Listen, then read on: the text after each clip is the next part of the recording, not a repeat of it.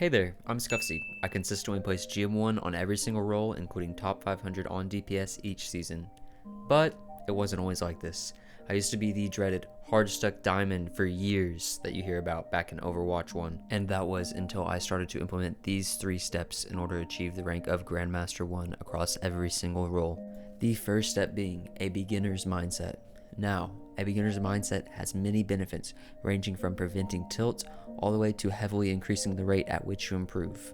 With the beginner's mindset, it will actually help make you okay with losing and dying, because you'll start to see those deaths and losses as an opportunity to learn and improve rather than another reason to get angry or annoyed at the game.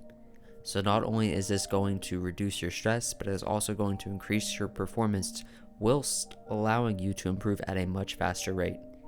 And it's going to help you improve at that faster rate because you'll have many more opportunities to learn from your deaths rather than complaining and saying, oh, I died because that ability or that hero is broken, wah. And honestly guys, I still struggle with that in specific to Mercy's res ability, but let's get into step number 2. Believe you are the rank that you want to achieve. Now we're going to start off with 2 quotes from former UFC lightweight champion Charles Oliveira. The first being right before he had won the lightweight belt, becoming rank number 1 in the world. And here's that quote: "I am not going after someone else's belt, it's already written."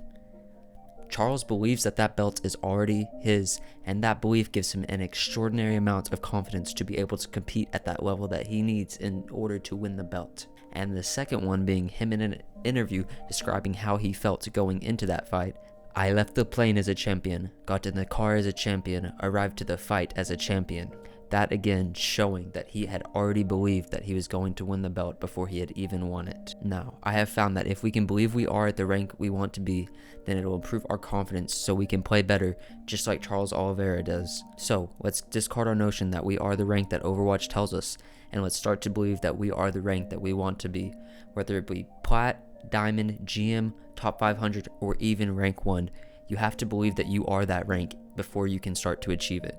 So believe in yourself, and if you can't, then believe in the power of believing in yourself, because research has found that self-efficacy, which is the power of believing in yourself, correlates with academic performance. This study demonstrates that students who are in high academic self-efficacy participate more readily, work harder, persist longer when they encounter difficulties, and they achieve at a higher academic performance level.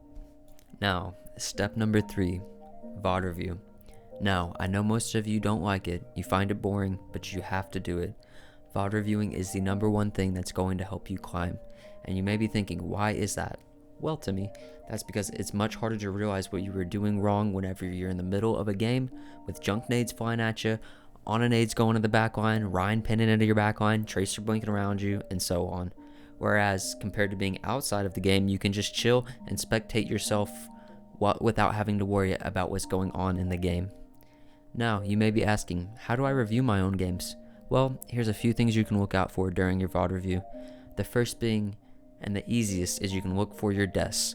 Look at every single death and ask, why did I die? What could I have done differently to prevent that death? Next, you can watch your cooldowns and ask yourself, could I have been more effective with this? For example, if you were on Widow, ask yourself, why did I place my Venom Mine there? Did I think a Genji was going to flank from there? Or was I just using it to use it because I had it up? Same with Ana, you can ask yourself, why did I throw my nade here? And so on with other abilities. And if you're struggling with VOD reviewing your own games and can't find your mistakes, well, I'm actually offering free coaching right now for you guys, Tuesday through Friday for the entire next month.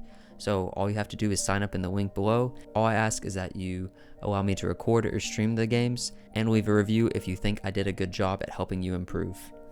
And quick little bonus tip for you guys, watch some educational unranked GMs on the heroes that you play for more specific advice on how to get value out of that specific hero.